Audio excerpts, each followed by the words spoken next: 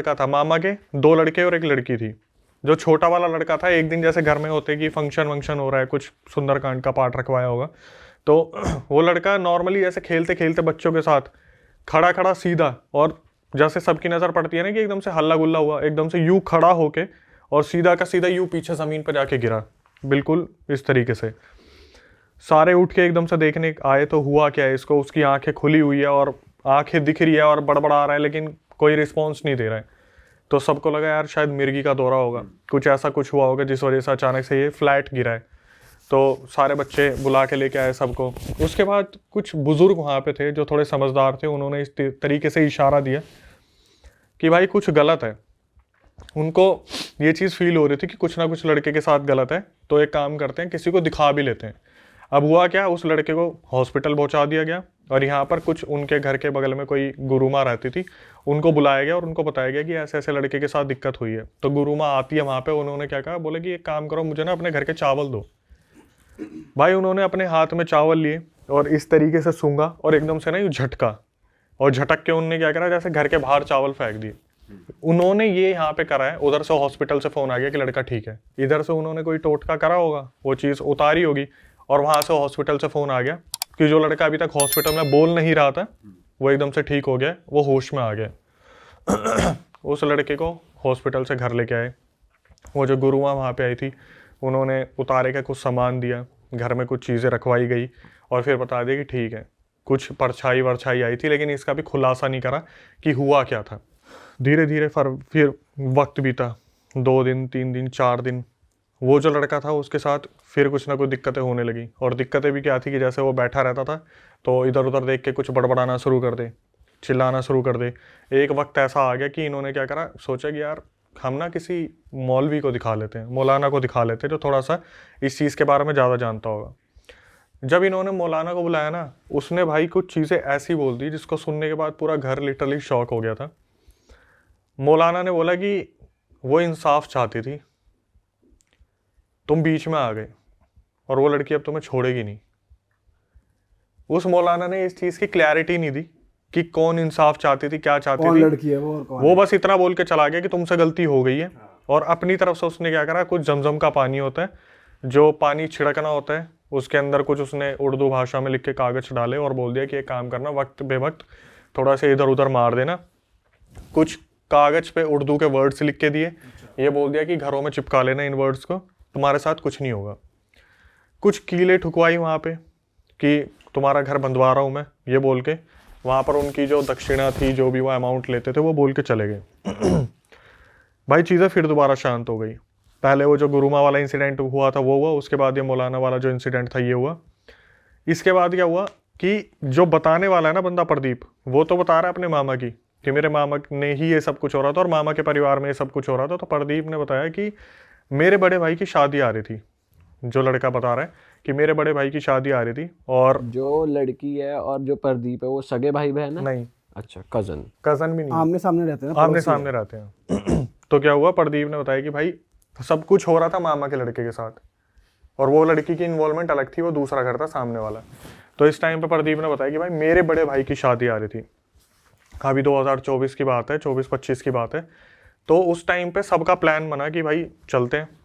अब जहाँ जाना था वो काफ़ी बड़ी लोकेशन है इंडिया में, काफ़ी अच्छा उसका जगह है, मतलब काफ़ी सही है, वहाँ पर उनको जाना था। तो उस टाइम पे क्या हुआ, जाने से जस्ट एक रात पहले वो जो मामा का लड़का प्रोसेस हुआ था, जाने से पहले उस घर की वो जो कीलें थी वो अपने आप निकली मिली।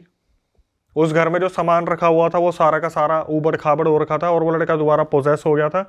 और उसने पता नहीं क्या सोच के घर वालों के सामने बोला जाने से एक रात पहले कि अगर तुम मुझे उस गांव में लेके जाओगे तो किसी को वापस नहीं आने दूंगी। अच्छा, लड़के ने ये चीज बोली, अगर उस गांव में लेके जाओगे, मतलब उस गांव में हो सकता है कोई उतारा करने वाला हो, कोई सुप्रीम पावर हो, या वहां पे शादी के टाइम पे कोई आने वाला हो। उस लड़के को पता चल गया था, मामा के लड़के को, कि अगर तुम मुझे वहां लेके जाओगे तो मैं वापिस नहीं आने दूंगी। लड़का बोल रहे हैं उसमें एग्जैक्टली लड़की की आवाज में कि अगर वहां लेके जाओगे तो वापस नहीं आने दूंगी।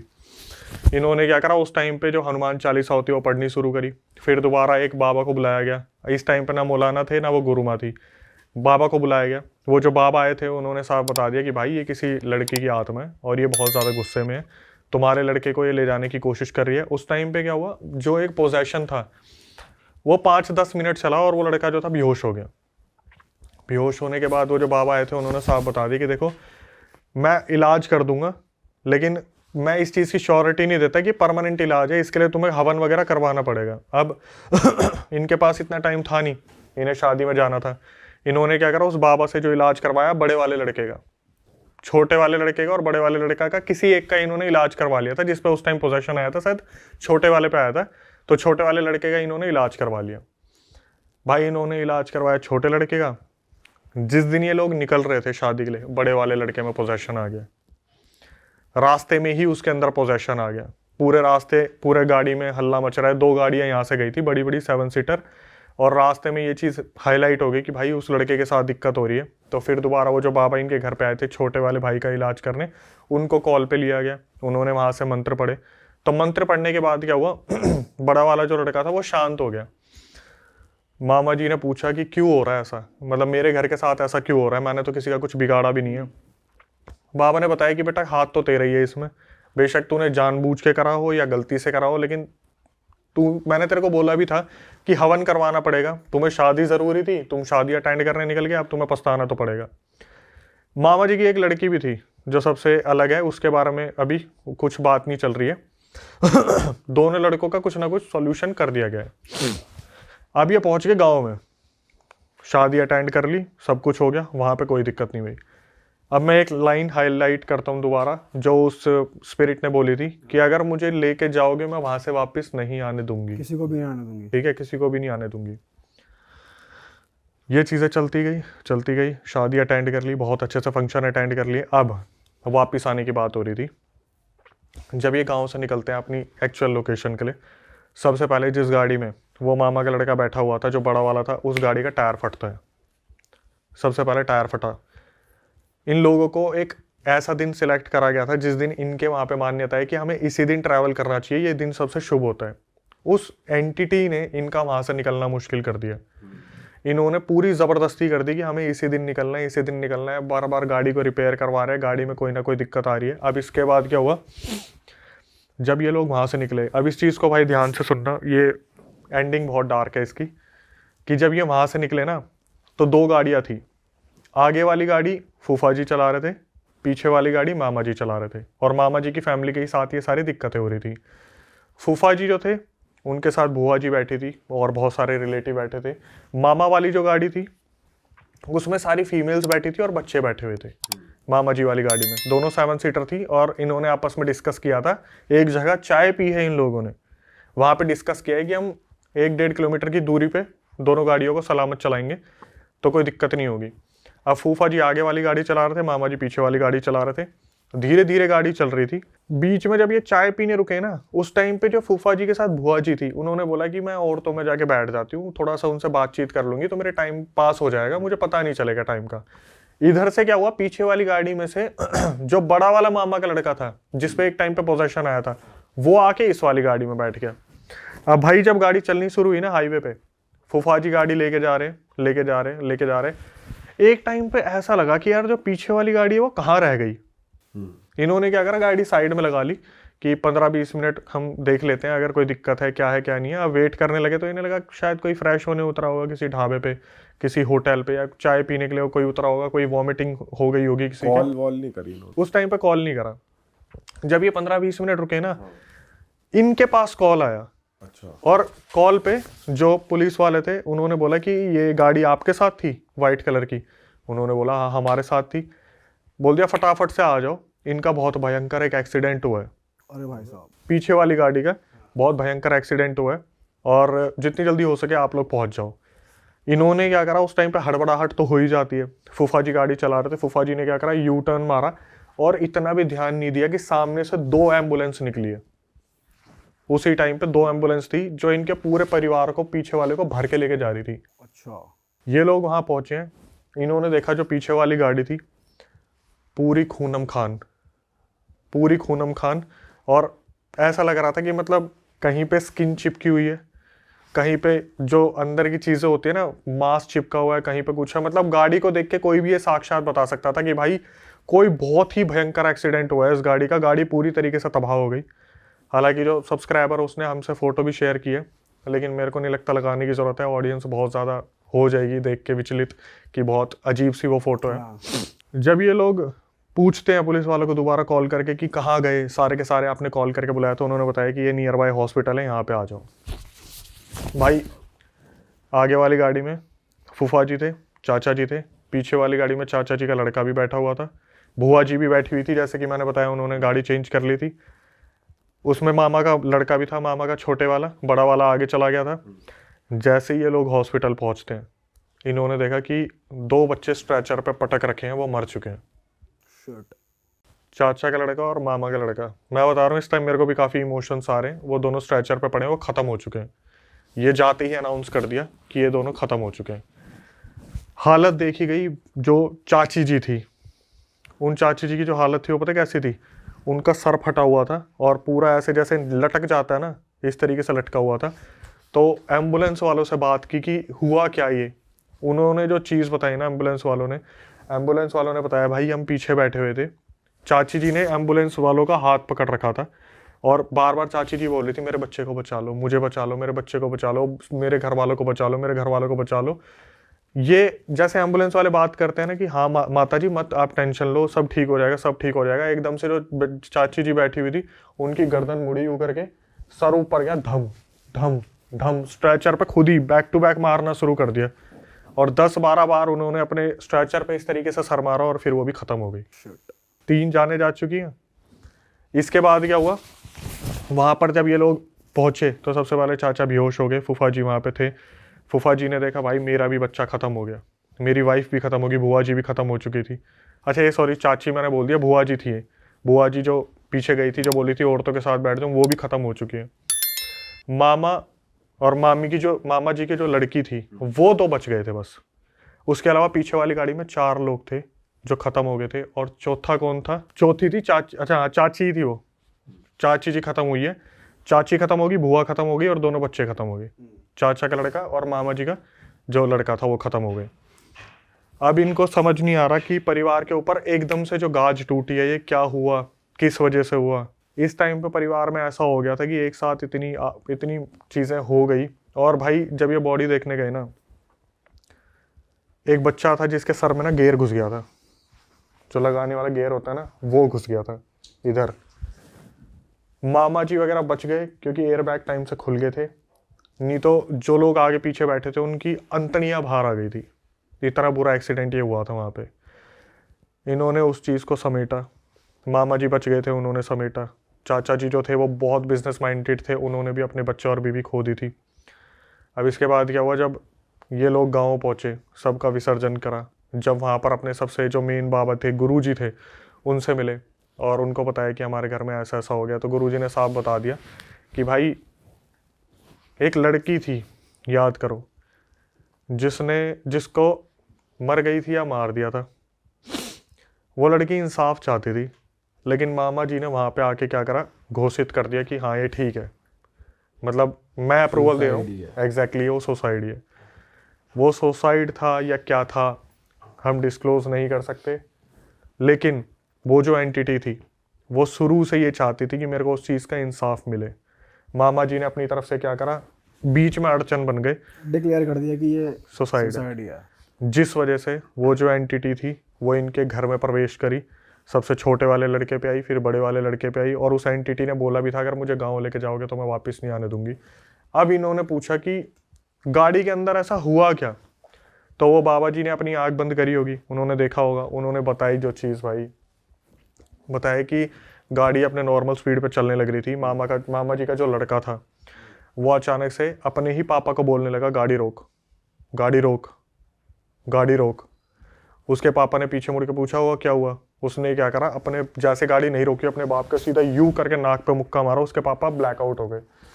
उसके पापा ने सीधा गाड़ी देकर मारी पेड़ पे। अच्छा। पेड़ पे गाड़ी लगते ही वहां पर जिस तरीके से सब फटे हैं एकदम से धम करके, वहां पर वो पूरा इंसिडेंट हो गया। और वो लड़की लेने तो सिर्फ एक को आई थी, लेकिन अपने साथ 4 जनों को लेके चली गई।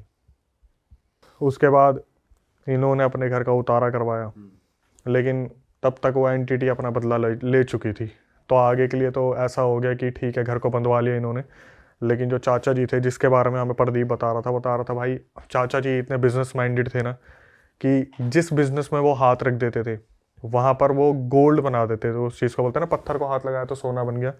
बोले एक टाइम ऐसा आ गया कि जो चाचा जी थे वो देख के पता क्या बोलते थे, अरे देख देख चाची आई है, देखो तुम्हारी चाची आ गई मिलने के लिए मुझसे, देखो मेरा बच्चा जा रहा है, देखो दोनों आ गए। उनकी कम से कम नहीं तो 1-2 साल तो बैक टू बैक पूजा पाठ और हवन चले, तब जाके चाचा जी अभी भी बचकाने हो गए, मतलब कि एक बच्चा दिमाग हो गया, सही नहीं हुए अभी तक। ट्रॉमा घुस गया उनका। हाँ वो डिप्रेस हो गया बुरी तरीके से। खतरनाक कहानी भाई। अच्छा भाई, प्रदीप जो है जो सब्सक्राइबर था उसके मामा का ये डिक्लेयर करना कि इस घर में ये जो हुआ ये सुसाइड हुई है, तो वो उनकी इतनी ज़्यादा वो थी कि वो जो कह रहे हैं उस चीज़ की एक्सेप्टेंस हो रही है घर में और वो चीज़ मानी जा रही है। काफ़ी नाम चलता था उनका, अच्छा। काफ़ी बातचीत थी उनकी। और वहाँ जो हुआ उसमें सबसे एक बढ़िया चीज़ पता है क्या थी, जो उस परिवार को बचा गई। जिस परिवार में पूरा कांड हुआ था ना उन्होंने वो घर खाली कर दिया था उसी टाइम पे। वो वहाँ से चले गए थे, खाली करके चले गए वो, क्योंकि उन्हें पता है आगे जाके कोई ना कोई फड्डा हो सकता है। हाँ। वो वहाँ से चले गए तो वो स्पिरिट जो थी सीधी की सीधी अपना बदला लेने पहुंची है यहाँ पे। और भाई गुरु माँ, मौलाना, बाबा, चौथे ये थे गुरुजी जो एक्चुअली में बचा ही नहीं पाए किसी को भी। और ये भी बता नहीं पाए कि क्यों उस लड़की की मौत हुई, सुसाइड थी या क्या थी, इन्होंने पूछा नहीं उनसे। भाई मेरे ख्याल से पूरे इंसिडेंट में लोगों को समझ में तो आ ही गया होगा। बाकी हम इस चीज़ को डिक्लेयर करें वो एक अलग चीज़ है, लेकिन समझ में आ गया होगा कि जब घर वालों को नहीं पसंद था तो फिर क्या ही हुआ होगा। लेकिन जैसे मैंने कहा था कि ये इंसिडेंट काफ़ी डार्क रहेगा, एंडिंग इसकी बहुत ज़्यादा एक ऐसी है कि मेरे को 3 बार सुननी पड़ी। उसके बाद भी थोड़ा सा बुआ और चाची में मैं कंफ्यूज हो गया था, क्योंकि एक्चुअल में इतना ज़्यादा इसमें वो है ना टॉर्चर वाला सीन कि कोई इंसान ये देखे कि मेरे अभी गाड़ी पीछे आ रही है और अचानक से पता चले ये एम्बुलेंस तो वही थी जो हमारे घर वालों को लेके जा रही थी। और हॉस्पिटल जाके पता चले कि भाई ये, और फिर बाबा जी के पास पता चले तो कि मामा जी के मुक्का मारा और गाड़ी सीधा पेड़ पे लगी।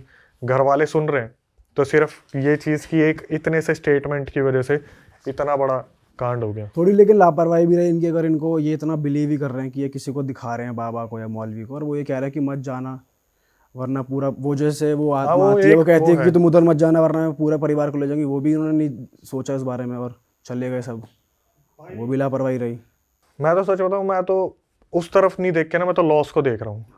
मैं अगर ये सब देखूँ कि पास्ट में क्या हुआ, मेरे हिसाब से तो फिर मेरे को ये देखना चाहिए कि मामा जी ने इन्वॉल्वमेंट क्यों रखी। वही, हाँ वही मैं कह रहा था कि उनकी वहां तक तो जाऊं ही ना, तो मैं ये देखूं कि लॉस कितना बड़ा हो गया सिर्फ इस चीज के चक्कर में कि एक स्टेटमेंट दे दी। और वो पता नहीं कितनी बार एंटिटी आके बोल भी चुकी थी मैं लेके जाऊंगी। अब एक के साथ वो 3 को और ले गई, मतलब 4 सीधा मृत घोषित हुए हैं। वो एक बहुत बड़ी चीज़ है। और मामा जी जिंदा छोड़ दिए कि बेटा अब तू देख तेरा परिवार कैसे तड़पेगा।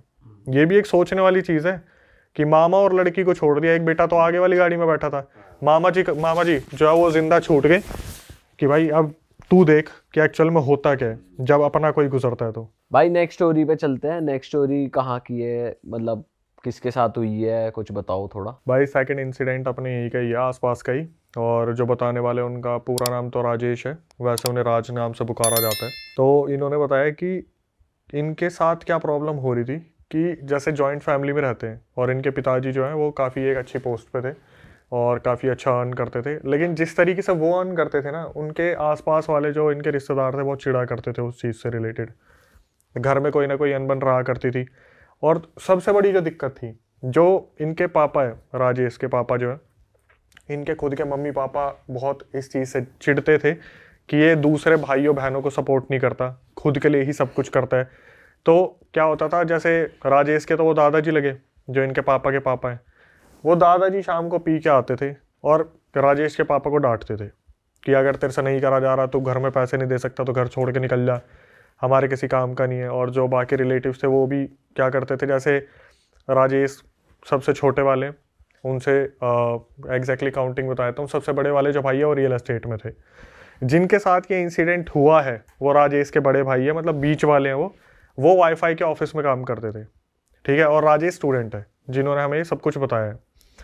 तो हुआ क्या, ये सारे जब निकल जाते थे ना अपने काम पे, तो राजेश की मम्मी को टॉर्चर किया जाता था। जो बगल वाले रिलेटिव्स थे, जो दादा दादी थे, वो टोंट मारा करते थे कि तेरा पति घर में पैसे नहीं देता है, तेरे 3-3 बच्चे पल रहे हैं, हमने भी तो एक टाइम पे उन्हें पाला है, तो एक काम करो तुम घर छोड़ के निकल जाओ, तुम अपना घर बसा लो। अब राजेश जो स्टूडेंट था वो इन सब चीज़ों को देखा करता था कि जब भी ये लोग बैठते हैं शाम को तो इसी बारे में बात होती है कि दादा दादी ने आज इतना सब कुछ बोल दिया, साइड में जो चाचा वगैरह रहते हैं इन्होंने इतना सब कुछ बोल दिया। तो जो राजेश के पापा थे वो एक डिसीज़न लेते हैं कि अब फाइनली हमें इन लोगों के साथ नहीं रहना। और किसी गाँव में, एक गाँव था, ये 2000 मेरे ख्याल से 21-22 का इंसिडेंट होगा, 22 का ही है शायद, 22 या 23 का। तो उस टाइम पे जो राजेश के पापा है वो एक गांव में जगह देखते हैं और पैसे की दिक्कत नहीं थी उनको, तो वो क्या करते हैं थोड़े बड़े गज में एक घर ले लेते हैं वहाँ पे। अब इस गांव के बारे में राजेश ने बताया कि भाई जिस गांव के बारे में मैं बात कर रहा हूँ ना, यहाँ पर शुरू से ही इन भूत प्रेत के बारे में बहुत कुछ सुनने को मिला। ठीक है, जैसे कि बोलते हैं कि कुछ इमेजेस और वीडियोस भी हमारे पास आ रखे हैं, अगर आप दिखाना चाहो तो दिखा देना। उन इमेजेस में ये दिख रहा है साफ साफ कि इनके घर के बाहर पूरा जंगल स्टार्ट हो रहा है, झाड़ियाँ है पूरी की पूरी, एक बरगद का पेड़ है, बरगद के पेड़ के बगल में एक नहर बह रही है, वहाँ पे एक हैंडपंप लगा हुआ है और कहावत यह है कि ये जो बरगद का पेड़ है इस पर ब्रह्म राक्षस, मुंजिया, जिन जिन्नात हमेशा से इनका वास है। इस पूरे गांव के बारे में एक अफवाह पहले से ही फैली हुई है, जो लड़कियों के लिए अफवाह फैली हुई थी कि इस गांव में कोई भी लड़की रात को बाल खोल के छत पे नहीं जाएगी, क्योंकि इस गांव के जंगलों में एक जिन जिन्नात का साया रहता है। अब हुआ क्या, राजेश ने बताया कि भाई हमारी फैमिली के साथ क्या हुआ, अब मैं आपको बताना शुरू करता हूँ। गांव का पूरा डिस्क्रिप्शन दे दिया, अपने घर के बारे में बता दिया। एल शेप घर था, सामने हॉल था, अंदर कमरे थे। अब बताया कि भाई जब हम वहाँ पे मूव करते हैं तो एग्जैक्टली उस गांव में गिन के 5-6 घर थे उस टाइम पे जब हमने वहाँ पे ज़मीन ली थी, क्योंकि सस्ती मिल रही थी तो हमने ज़्यादा ले ली थी। पापा अपने काम पे जाया करते थे, मम्मी घर में रहती थी। बड़ा वाला भाई जो था वो रियल एस्टेट में था, उसका आना जाना बहुत ज़्यादा होया करता था। जो बीच वाला भाई था वो वाईफाई के ऑफिस में काम करता था, लेकिन उसके एक टैलेंट के बारे में बात की, जिस टैलेंट को ही, जो टैलेंट उसे बहुत ज़्यादा मार गया। वो बंदा सिंगिंग किया करता था, वीडियो बनाया करता था और रील्स बनाया करता था और जो भी बनाया करता था उस जंगल वाले एरिया में जाके बनाया करता था।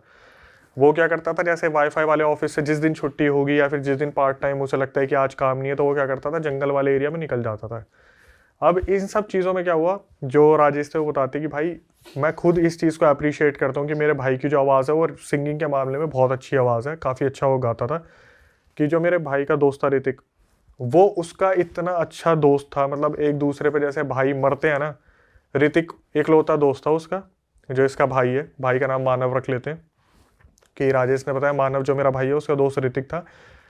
ये ही दोनों थे जो एक दूसरे के लिए दोस्ती में मरे करते थे, पूरे दिन उठना बैठना साथ में घूमना सब कुछ करना।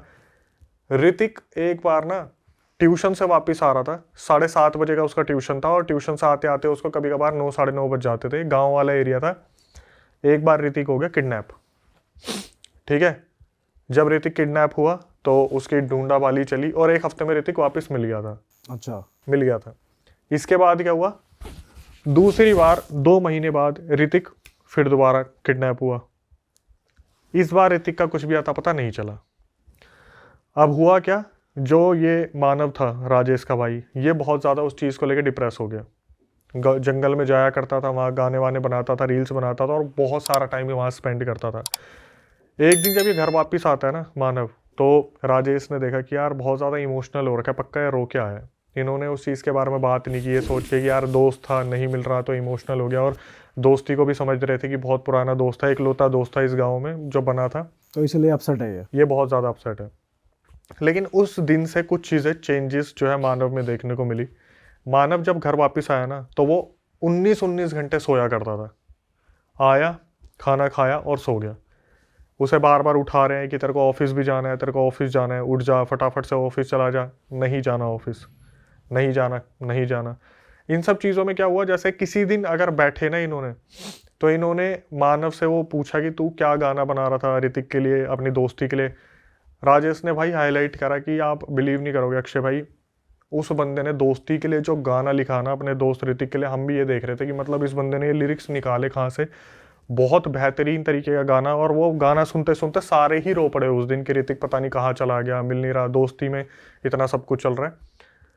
उस दिन पहली बार ऐसा हुआ कि मानव को इन्होंने ज़बरदस्ती वाईफाई के ऑफिस में भेजा कि कंप्लेंट आ रही है, फ़ोन बज रहा है, तू जा क्यों नहीं रहा। अब ये जब वहाँ पर गया ऑफिस में, वाईफाई ऑफिस में, वहाँ पे एक सोफ़ा लगा हुआ था, वहाँ जाके सो गया।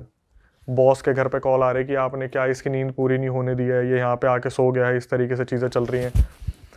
अब इनको थोड़ा सा शक हुआ कि यार ये क्या चेंजेस है, मतलब ऐसा कैसे पॉसिबल हो सकता है कि एक बंदा 24 घंटे में 19 घंटे सिर्फ सोने लग रहा है, कोई मेहनत नहीं कर रहा, कोई काम नहीं कर रहा, फिर भी सोने लग रहा है। तो इन्होंने क्या करा, एक इनके मौसा थे जो मुंबई में कारपेंटर थे। अच्छा। मौसा जी इस टाइम पे इनके घर पे आने वाले थे और राजेश ने आगे बढ़ने से पहले बताया कि भाई जो मौसा जी है ना, उनके साथ पहले ही इतनी सारी चीज़ें हो रखी है मुंबई में, क्योंकि उनकी जो वाइफ है उनके ऊपर वहाँ पे पता नहीं किसी ने काला जादू वगैरह करा होगा, जिसकी वजह से मौसा जी ने 2 साल इतना स्ट्रगल करा है। उन्हें पता चल जाता है कि इस घर में कोई दिक्कत है, क्योंकि उनके जो कंधे हैं उन पे भार आने लग जाता है। तो मौसा जी जब इनके घर पे आते हैं ना, उन्होंने कदम रखते ही सबसे पहले ये पूछा मानव कहाँ है, खुद से उन्होंने पूछा मानव कहाँ है।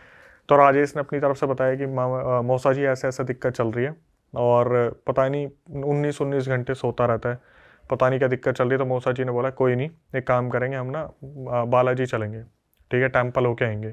तो क्या हुआ, अब जैसे घर वाले आपस में बात कर रहे थे इस बारे में कि टेम्पल आएंगे टेम्पल आएंगे टेम्पल होके आएंगे, तो उस टाइम पे मौसा जी ने बोला मेरे को मार्केट से कुछ सामान लेके आना है, तो मैं अभी आता हूँ थोड़ी देर में, बाकी तुम देख लो किस तरीके से चलना है, कौन से दिन चलना है। अब जब ये बैठ के बात कर रहे थे ना कि बालाजी टेम्पल जाना है अपने मेहंदीपुर बालाजी, जो मयंक था अंदर सोने लग रहा था, वो बाहर आया, मानव जो था वो बाहर आया और अचानक से इधर उधर देखते हैं, सबकी नज़र उस पर पड़ती है। तो भाई इसने देखा एकदम से राजेश ने कि भाई आंखें पूरी लाल हो रखी है, और जब जब राजेश नाम ले रहे बालाजी बालाजी टेम्पल हनुमान जी, वो बंदा कपकपा रहा है, उसके अंदर कपकपाहट सी आ रही है, मतलब जैसे पता नहीं किसी चीज़ का खौफ है। उसने सुना, वो अंदर चला गया वापस, जो मानव था। मौसा जी आए तो मौसा जी ने बोला कि क्या हुआ। इन्होंने बताया कि उस टाइम इसके मम्मी पापा भी वहीं थे, बस एक रियल एस्टेट वाला भाई नहीं था। इन्होंने बताया कि ऐसे ऐसे अभी आया था बाहर और पूरी आंखें भट लाल हो रखी है, और जब जब हनुमान जी का नाम आया तो इस तरीके से रिएक्शन दिया जैसे हमारा नहीं है वो, मानव हमारा नहीं है। तो भाई मौसा जी बोले ठीक है, एक बार मैं चल के बात करता हूँ अंदर। मौसा जी वहाँ पे गए, मौसा जी ने पूछा कि क्या हुआ, तो मेरे साथ चलेगा ना बालाजी मंदिर। उठ के सीधा उसने बोल दिया कि चला आ जाए यहाँ से, चला आ जाए, इससे पहले कि तेरे साथ कुछ गलत हो जाए। इसके मौसा जी समझ गए कि ये वो नहीं है, कोई और ही चीज़ है। तो क्या हुआ, हड़कंप मच गया एक, वहाँ पे चिल्लम चिल्ली शुरू हो गई। जो मानव था वो चिल्लाने लग गया कि मेरे को मंदिर लेके जाओगे तुम, ऐसे कैसे मंदिर ले जाओगे, मेरे से बिना पूछे तुम मुझे कैसे मंदिर लेके चले जाओगे, मार दूंगा, आप ये कर दूंगा वो कर दूंगा। जब घर में ये चिलचिलाहट शुरू हुई ना, तो इनके घर के पीछे 3 भक्तों का घर था, एक घर में 3 भक्त थे। अब वो पूजा करते होंगे, भक्त थे, उनमें से क्या हुआ, एक भक्त आ गया देखने के लिए कि हुआ क्या है। वो भक्त वहाँ पे बैठा, उसने पूछना शुरू करा कौन है तू, नहीं बताए, नहीं बताऊंगा, मेरे को मंदिर लेके जा रहे हैं, मैं नहीं जाऊंगा, तू यहाँ क्या करने आया, तेरे को भस्म कर दूंगा। वहाँ पे वो बोल रहा है जो भक्त है कि मैं तेरे को भस्म कर दूंगा, यहाँ से बोल रहा है तू मुझे क्या भस्म करेगा, मैं तुझे भस्म कर दूंगा। बार बार पूछना शुरू करा कौन है कौन है कौन है। तब उस एंटिटी ने पहली बार बताया कि मैं जिन हूँ, जिन। तो इन्होंने पूछा कि भाई तू मतलब इसके शरीर में क्या कर रहा है और तू किस मकसद से आया, तेरे को चाहिए क्या, जो चीज़ तेरे को चाहिए तो बता दे। मतलब एक भक्त का काम था कि मैं जो भी मांग रहा है भोग वोग दे के इसे भेज दूँ। काफ़ी टाइम तक बोलता रहा नहीं जाऊँगा। पूछा गया क्यों नहीं जाएगा, क्या दिक्कत है। वो जो जिन था वो ये चीज़ बोलने लग रहा है मुझे इस बच्चे को लेके जाना है, इसकी आवाज़ मुझे बहुत पसंद है और मैं इसके अंदर पिछले 2 महीने से हूँ। पिछले 2 महीने से मैंने इसे पोजेस करने की बहुत कोशिश की, मैंने इसके शरीर पर कब्जा पाने की बहुत कोशिश की, लेकिन हमेशा ये कैसे न कैसे बच जाता था। लेकिन इस बार मैं इसे लेके जाऊँगा। तो भक्त ने पूछा कि अब तूने इस पर कब्जा कैसे पा लिया। बोला जब ये जंगल में आया था ना, अपने दोस्त को याद कर रहा था और जब ये रोने लगा, डिप्रेस हो गया, तब मैंने इस पर कब्जा पा लिया। जब ये बहुत ज़्यादा इमोशनली कमज़ोर हुआ और अभी वीक हो गया एग्जैक्टली तब मैंने इसके ऊपर धावा बोल दिया और मैंने इसे पोजेस कर लिया। 2 महीने से वो नहीं जाऊँगा। भक्त ने अपने मंत्र पढ़ने शुरू करे, क्रियाएं शुरू करी और पूछना शुरू करा तू बता दे क्या चाहिए तेरे को। उसने क्या करा, बोल दिया कि एक काम करो मेरे लिए ये वाली चीज़ लेके आ जाओ। नॉन वेज का नाम लिया कि इस चीज़ का भोग लेके मैं चला जाऊँगा। मंगवाया गया। जो राजेश है वो अपने मौसा जी के साथ वो सामान लेके आए मार्केट से। वहाँ पे क्या हुआ, एकदम से जैसा होता ना भोग उसने सूंघा यूँ करके, अचानक से वहाँ पे बेहोश हो गया। बेहोश होने के बाद चलो फाइनली सब हो गया। भाई ऐसा कुछ भी नहीं था, वो जिन सारे झूठे वचन दे के गया वहाँ पे। 1 रात बीती, 2 रात बीती, राजेश सोने लग रहा था। उसने क्या करा, राजेश ने जैसे होता ना एक ठंडी हवा का झोंका राजेश की कमर पे लगा, जैसे भरी गर्मी में यार एकदम से ठंडी हवा कहाँ से आई। उसने पीछे मुड़ के देखा, उसका जो भाई था, वही जो मानव था, वो उसे घूर घूर के देख रहा है कि तुम्हें लगा मैं चला जाऊंगा, तुम्हें लगा मैं चला जाऊंगा। प्रॉपर आवाज बदल गई। प्रॉपर कि मैं इसे लेके जाऊंगा, मुझे इसकी आवाज़ बहुत पसंद है, तुम्हें क्या लगा मैंने जो वचन दिए वो सही है। अब ये भाई उठ के सीधा भागा, इसने अपने पापा को बताया कि ऐसे ऐसे इसके साथ दिक्कत हो रही है। सारे घर वाले आए, पूरा कमरा उथल पुथल कर दिया, चिल्लम चिल्ली हो रही है। उधर से समझ गए थे उस भक्त को बुलाने का तो कोई फ़ायदा है नहीं, क्योंकि जिनने उसका कर दिया था कि उल्लू बना दिया था उसे। तो इन्होंने क्या करा, फिर दोबारा किसी से पता करना शुरू करा, लेकिन 5-10 मिनट में वो पोजेशन के बाद वो जो मानव था वो बेहोश हो गया था। इन्होंने क्या करा, किसी से पूछताछ करी, फिर एक उसको बाबा को बुला के लेके आए, जो बाबा वहाँ पे मानने वाले थे, जिनका नाम था किसी और को। हाँ, किसी और को। तो सुबह जब वो बाबा आए तो उन्होंने साफ साफ बता दिया, भाई ऐसा है कि ये जो लड़का है इसको पोजेस कर रखा है एक जिन ने, लेकिन इसके साथ कोई दूसरी आत्मा भी है। जिन तो है ही है, लेकिन कोई और भी एक आत्मा है, और वो आत्मा इसे प्रोटेक्ट कर रही है। तो ये थोड़ा सा हैरान हो गया कि कोई और आत्मा इसे प्रोटेक्ट कर रही है, मतलब। तो बताया जाता है कि इसके साथ ऋतिक की आत्मा है। ऋतिक जो गायब हुआ था, उसके साथ क्या हुआ क्या नहीं हुआ, वो नहीं लेकिन पता चला। बस वो बता तो दिया था भाई कि उसका हुआ जो हुआ, किडनैप करने वालों ने शायद खत्म कर दिया उसे, अच्छा। बट उसकी आत्मा इसको प्रोटेक्ट कर रही है उस जिन से। वरना वो जिन 2 महीने से कोशिश कर रहा है कि इसे लेके चला जाए। अब ऐसी ऐसी बातें बता दी वहाँ पे भाई, सुन के ना सबसे पहले राजेश बोला कि भाई मैं बता रहा हूँ मेरा कलेजा फट गया। वो जिन बोला कि तुम्हें इतना पता है, तुम्हें अपने परिवार वालों के बारे में इतना तो पता नहीं है, तुम्हारा भाई तुम्हारे बगल में सोता है, रोज रात को 1:30 बजे मैं इसे अपने वशीकरण करके शमशान पे लेके जाता हूँ, वहाँ पर क्रिया करवाता हूँ, और तुम्हारे उठने से पहले वापस आके लेट भी जाता है। कैसी क्रिया? अब वो वहाँ पे जाके करता होगा, कोई जिन विन की सेवा करता होगा, भोग चढ़ाता अपने होगा। वश में करने के लिए पूरा वश में कर लिया था। बताया कि राजेश के बगल में वो सोता है, रात को उठता है, 1:30 बजे वहां जाता है और वापस आके लेट भी जाता है। घर में किसी को पता ही नहीं है, ये 1.5-2 महीने से चल रहा है। अच्छा। अब उसे बाबा जी से बोला गया कि इसे ठीक करना है, कैसे करा जाए। तो उस टाइम पर उन्होंने बताया कि सबसे पहले तो इस जिन को निकालना पड़ेगा, लेकिन ऐसे नहीं होगा, कम से कम मेरे को 2-3 दिन चाहिए होंगे कि मेरे को हवन करना पड़ेगा। भाई वहाँ पे उस टाइम पे वो धागे वागे दे गए जो बाबा जी थे कि ये धागे मैं दे रहा हूँ, और इससे अभी तक तो प्रोटेक्शन हो जाएगा, लेकिन जो तीसरी रात आएगी उस दिन मेरे को हवन करना है। एक रात आराम से निकल गई। दूसरी रात इसकी आंख खुली राजेश की, एग्जैक्ट 1:30 से 2 के बीच में।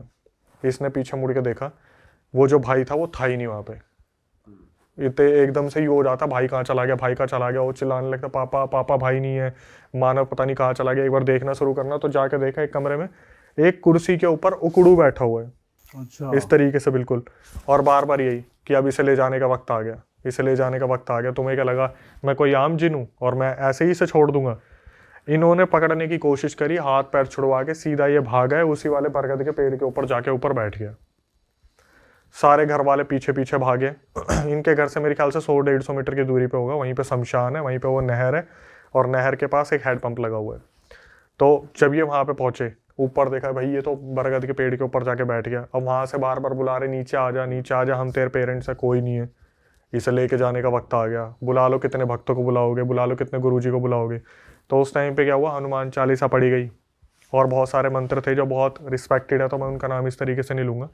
मंत्र पढ़े गए। उसके बाद राजेश और उनका सबसे बड़ा जो भाई है रियल एस्टेट वाला, वो ऊपर चढ़े, वो उसे नीचे लेके आए कैसे न कैसे। और ये समझ नहीं पा रहे थे कि एक्चुअली में जब गुरुजी ने बोला था ना कि तीसरी रात में हवन करूंगा, तो साला ये बाहर कैसे निकला, मतलब ये गेट खुला कैसे, इन्होंने ताला लगा रखा था। और पता चला वो रियल एस्टेट वाला भाई आया था 1:30 बजे, उसे किसी काम से जाना होगा या आना होगा, उसने वो ताला खोल दिया। ताला खुलते ही भाग गया। इसे उतारा, इसे वापस लेके आए। अब जब वापस लेके आए तो फिर अगले दिन गुरुजी को बुलाया कि भाई ये फिर दोबारा पोजेस हो गए। दोनों जो इससे पहले वाला भी बताया था रियल इंसिडेंट, और ये भी बता रहा हूँ, दोनों में देखना कि मतलब एंटिटीज किस तरीके से खेलती है। जो गुरुजी आए उन्होंने पूछा, भाई तू क्या चाहता है, हम तेरे को भोग भी दे रहे हैं, हम तेरे को सब कुछ दे रहे हैं, तब भी तू जाने को तैयार नहीं है। बोला मुझे ये बच्चा चाहिए, मुझे ये बच्चा बहुत पसंद है, अपनी दोस्ती पे मरता है, बहुत अच्छे नेक दिल का है, ऐसे वैसे करके बहुत बोला। तो गुरुजी ने पहले तो बहुत कोशिश की कि भाई फाइनली हम कुछ करें, मान जाए, भोग पे मान जाए। जब भोग पे नहीं माना तो उन्होंने बोल दिया ठीक है, अब हम तेरे को निकालेंगे, अपने तरीके से निकालेंगे। तो इनके सामने सामने जो मौसा आ रखे थे उन्होंने बोला आप एक काम करो, ऐसे ऐसे और भी बहुत सारी चीज़ें बताई जो थोड़ा वीडियो में बताना ठीक नहीं रहेगा। तो नॉन वेज और 3 कंकाल के जो सर होते हैं वो लेके आओ। रात को पूरे शमशान के अंदर अब ये क्रिया चल रही है। शमशान में एक घेरा बनाया, घेरा बनाने के बाद क्या करे, 3 वहाँ पे जो स्कल थे वो रखे, उनके ऊपर टीका लगाया जैसे किसी चीज़ को वो भी आवाहन दे रहे हैं जो गुरुजी है कि आओ और इस जिन को निकालो। अब यहाँ पे राजेश खड़ा है, उसके पापा खड़े हैं, रियल एस्टेट वाला भाई खड़ा है, उसके जो मम्मी है वो खड़ी है और देखने लग रहे हैं। और ये बंदा क्या कर रहा है, जो राजेश है उससे पूछ रहे हैं, ये वो जो मानव था उससे पूछ रहे हैं कि निकल रहा है नहीं निकल रहा, आखिरी बार पूछ रहे। वो पता क्या कर रहा है, एक बार नहर की तरफ देख रहा है, एक बार शमशान की तरफ देख रहा है, एक बार नहर की तरफ देख रहा है, एक बार शमशान की तरफ देख रहा है। गुरुजी ने बोला तू मुझे ये बता दे कि तेरे को कैसे मौका मिल गया, मतलब एक इंसान अगर बस रो रहा था तो तूने मतलब इस तरीके से कैसे कब्जा पा लिया। तो जो जिन के ऊपर होता है ना कि अपनी पावर का उस इस्तेमाल करा, उस जिन ने बताया। फिर देखो गोली दे रहा था वो, जिन ने बताया कि ऐसा है। ये जब उस दिन रो रहा था, इसने क्या करा, हैंडपंप से पानी पिया और टॉयलेट कर दिया पेड़ के ऊपर, बरगद वाले पेड़ के ऊपर। और टॉयलेट करने के बाद हाथ इसने धो दिए नहर में, ठीक है। तो इसने क्या करा, वो जो घर था ना जिनका, वो जो एक पेड़ था उसको डिसरिस्पेक्ट कर दिया था इसने। ये सच बोल रहा था जिन, या झूठ बोल रहा था? अभी तक तो झूठ ही झूठ था। अच्छा। अभी तक झूठ ही झूठ था। अब जाके उसने पहली बार बताया कि इसने पेड़ पे टॉयलेट किया, हैंडपंप से पानी पी के और हाथ धोए नहर में। नहर वाली एंटिटीज, पेड़ वाली एंटिटीज जो जितने भी वहां पे वास कर रही थी, सारी की सारी इस पर कब्जा पाना चाह रही थी, लेकिन जिन इस पर टूट पड़ा और उसे जिन ने किसी ने आने नहीं दिया होगा। फिर अब इन्होंने क्रिया करनी शुरू करी तो राजेश बता रहा, अक्षय भाई यहाँ पर अग्नि जल रही है, हवा का झोंका आ रहा है, हवा का झोंका रुक जा रहा है, हवा का झोंका आ रहा है, हवा का झोंका रुक जा रहा है। जैसे होता है ना पूजा में एक दखल डालनी है, क्रिया के अंदर दखल डालनी है कि ये नहीं होनी चाहिए। बड़ी मुश्किल से वहाँ पे सारी क्रिया हमारे सामने हो रही है और वो जो मानव था वो वहाँ पे बुरी तरीके से चिल्लाने लग रहा है, नहीं जाऊँगा नहीं जाऊँगा नहीं जाऊँगा। एट द एंड हुआ क्या, मानव को उठाया, जैसे होता ना कि एक बाबा ने, वो जो गुरुजी थे उन्होंने कैसे ना कैसे कंट्रोल पाया उस एंटिटी पे, घर के अंदर लेके गए। चलो सारे घर के अंदर लेके गए, एक मटका खोला, मटके के अंदर उस चीज़ को लेके आए, जो भी चीज़ थी वो जो जिन वगैरह था उसे मटके में डाला और उसके पापा को बोला, जो राजेश के पापा थे, कि एक काम करो, अब आप इसे शमशान के वहाँ पे जो बरगद वाला पेड़ है उसके नीचे गाड़ के आओगे। और इस चीज़ का ध्यान रखना, अगर आपने पीछे देखा तो आपका लड़का यहीं ख़त्म है, मैं भी कुछ नहीं कर पाऊँगा। अब मैं वो दृश्य बताता हूँ, थोड़ा सा इमेजिन करने की कोशिश करना है इसे। राजेश, उनका परिवार सामने देख रहा है कि उसके पापा उधर जा रहे हैं बरगद वाले पेड़ के पास, 100-150 मीटर दूरी पे। उसके पापा वहाँ गए, खुरपी से उन्होंने मटका गाड़ा, ऊपर मिट्टी रखी। जैसे ही वापस मुड़े, उसके पापा एकदम से दूर से दिखता ना हिले, उस जिन ने उसके पापा के कंधे पे हाथ रख दिया पीछे से। एकदम से ये क्या बाहर आया। इसके पापा ने क्या करा, हनुमान चालीसा पढ़नी शुरू करी, आगे चलना शुरू करा, दोनों पैर पकड़ लिए। अब दूर से ये देख पा रहे कि पापा रेंग रहे हैं, इस तरीके से करके चल नहीं पा रहे, रेंग रहे हैं, कि पैर भी पकड़ लिया। धीरे धीरे धीरे धीरे आगे आए। अब आवाज़ आनी स्टार्ट हुई दादी की कि बेटा हमें माफ़ कर दियो, हमने तुझे घर से निकाल दिया था, एक काम कर, तू वापस आ जा, पीछे पलट जा, आ जा हमारे पास। जिन खेलने की कोशिश कर यस, दादाजी की आवाज़ आई, मैंने पी के तेरे को बहुत सुनाया था ना, मुझे माफ़ कर दे, मुझे भी अपने साथ ले चल, मैं तेरे पीछे ही तो हूँ। पुराने ट्रॉमा याद दिला। एग्जैक्टली। इसके बाद वाइफ की आवाज़ कि हमारा बच्चा बच तो जाएगा ना, हमारा बच्चा बच तो जाएगा ना। खुद राजेश की आवाज़ कि पापा भाई को बचा लो, मैं पीछे ही खड़ा हूँ, हमें ले चलो, हमें ले चलो, हमें ले चलो। एक दृश्य इसके पापा ने जो देखा कि वो जो लड़का है वो जा चुका है, मतलब पूरा इल्यूजन क्रिएट किया गया कि पीछे पलट जाओ कैसे भी। भाई इसके पापा ने, बस इसके पापा को इतना पता था अगर मैं पीछे पलटा तो लड़का गया। घर के अंदर आए, गुरुजी से पूछा कि क्या है। गुरुजी ने बोला दरवाज़ा बंद कर दो, अब तुम्हें एक रिस्पॉन्सिबिलिटी दे के जा रहा हूँ, तुम्हारा लड़का बच गया, जब तक बच गया, जब तक उस बरगद के अंदर से कोई हांडी नहीं निकालेगा।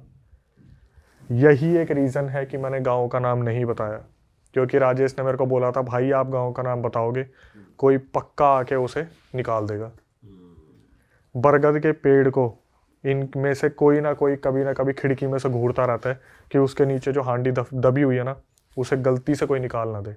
बच्चे खेलते हैं वहाँ पे, बच्चों को भगा देते हैं।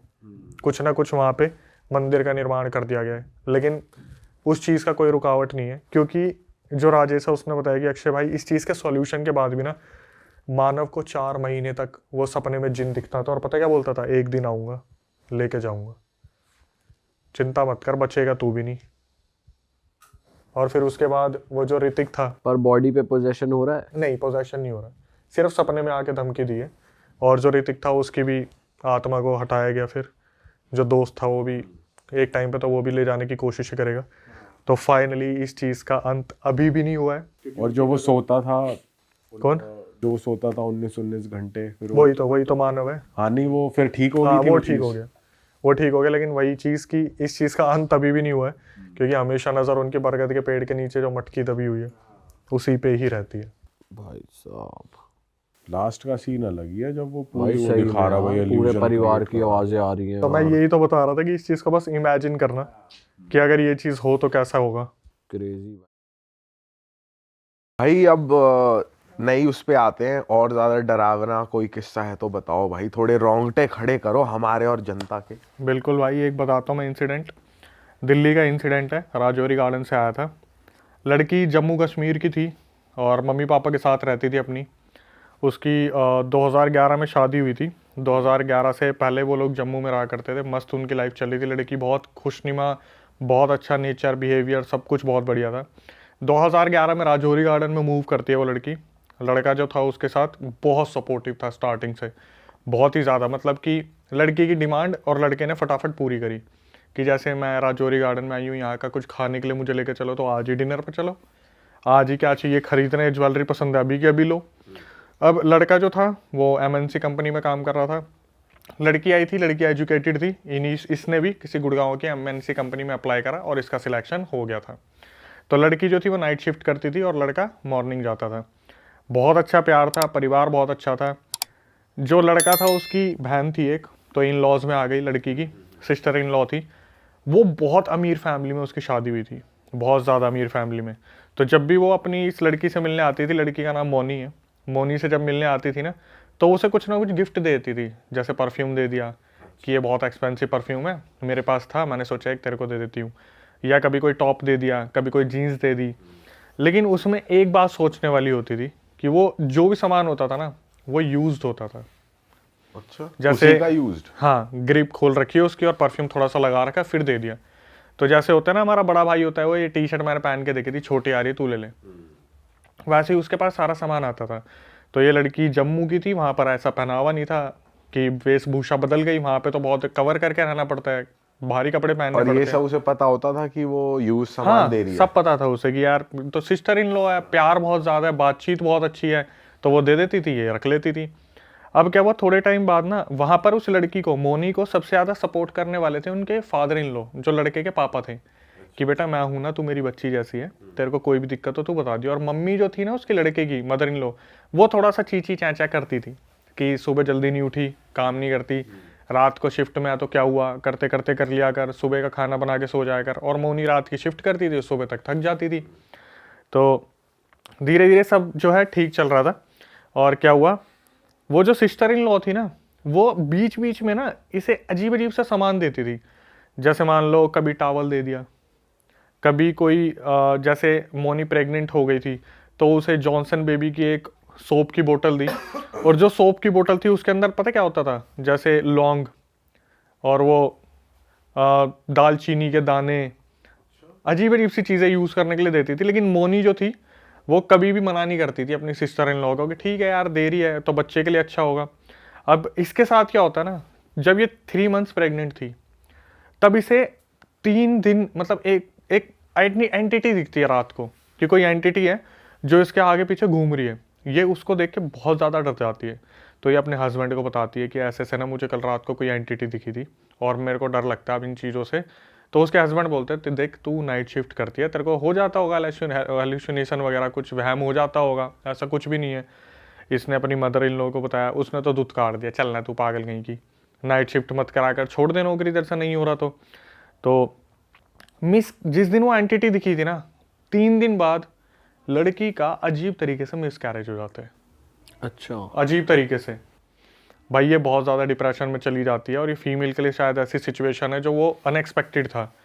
तो वो जो सिस्टर इन लॉ है वो आती है घर में, क्या हुआ, मिसकैरेज हो गया, कोई नहीं, ठीक है, कोई नहीं, तू एक काम कर, पानी पी।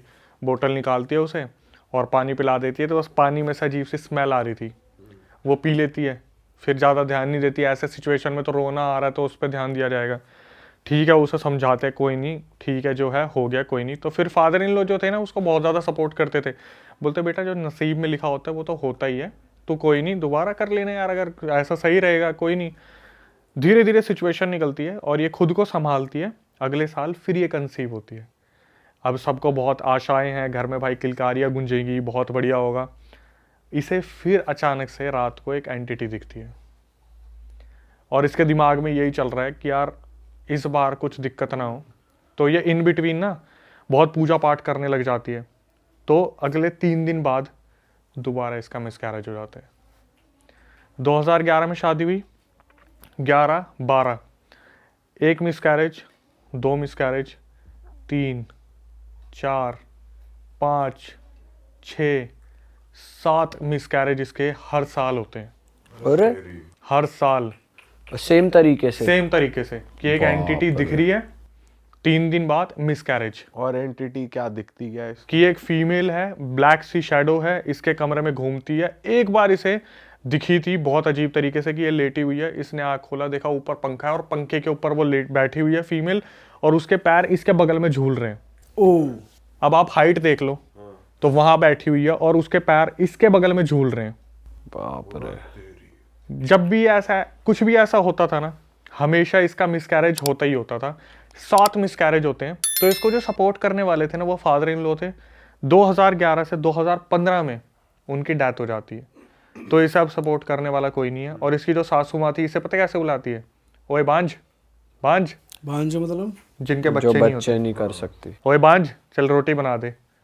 सिस्टर इन लॉ आती है, बोलती है समय खराब चल रहा है, सब ठीक हो जाएगा, कोई नहीं, तुम दोबारा करना कुछ ना कुछ कोशिश। दोनों ने टेस्ट करा लिए, लड़का भी ठीक, लड़की भी ठीक, लेकिन मिसकैरेज हो रहे हैं। 7 मिसकैरेज अब तक हो चुके हैं। फिर ये लोग डिसाइड करते हैं कि भाई ये काम करते हैं, सैरोगेसी से बच्चा कर लेते हैं। तो सैरोगेसी एक प्रोसेस है जहाँ पर मेल फीमेल दूसरी किसी फीमेल से बेबी लेता है। तो ये एक लड़की को अडॉप्ट करते हैं 2017-18 में, ठीक है। अब उसी दौरान क्या होता है ना, ये जो लड़की होती है ये दोबारा कंसीव कर लेती है, लेकिन फैमिली में किसी को पता नहीं होता कि इसने कंसीव कर रखा है। और इस टाइम क्या होता है, क्योंकि वो सैरोगेसी से जो बच्ची हुई है उस पर बहुत ज़्यादा ध्यान रखती है, तो दूसरे जितने भी फैमिली मेम्बर्स होते हैं ना उनसे डिस्कनेक्ट हो जाती है कि बच्ची के साथ ही लगे रहना, सब कुछ करना। तो सिस्टर इन लॉ आ रही है, उससे भी ज़्यादा नहीं मिल पाना, क्योंकि बच्ची शरारतें बहुत करते हैं, बच्चे वगैरह शरारतें करते हैं, तो ये कटी कटी रहती है। तो इसे 3-4 महीने बाद पता चलता है कि इसने कंसीव कर लिया है, और इस बार 4 महीने लग गए हैं, कोई एंटिटी नहीं दिखी है। फाइनली इसकी खुद की भी एक बच्ची आती है, ठीक है। अब घर में 2 बच्चे हो जाते हैं, एक बड़ी सैरोगेसी वाली और एक छोटी बच्ची जो इनकी खुद की है। तो भाई हस्बैंड बहुत ज़्यादा खुश होता है, सासू माँ बहुत ज़्यादा खुश होती है। एक दिन क्या होता है, ये लोग जो मोनी होती है ये बाहर जाती है काम करने के लिए। तो उस दौरान इसने ना एक मेरे ख्याल से 12-13 साल की एक मेड रखी हुई थी जो बच्चों को भी संभाल ले इसके पीछे से और कुछ घर का भी काम कर ले। तो जब मोनी वापस आती है ना, तो मोनी देखती है कि वो जो लड़की है मेड, वो बुरी तरीके से रो रही है कोने में बैठ के, बहुत बुरी तरीके से रो रही है। तो मोनी जाती है, क्या हुआ, तू ठीक है, तेरे को मैंने पैसे कम दिए, तेरे घर में कोई दिक्कत है, तेरे को खाने को नहीं मिलता, या मम्मी ने तेरे को कुछ बोल दिया। वो लड़की ने एक ही स्टेटमेंट बोलती है कि दीदी आप बच्चियों को लेके इस घर को छोड़ के यहाँ से चले जाओ, आप यहाँ पे सेफ़ नहीं हो।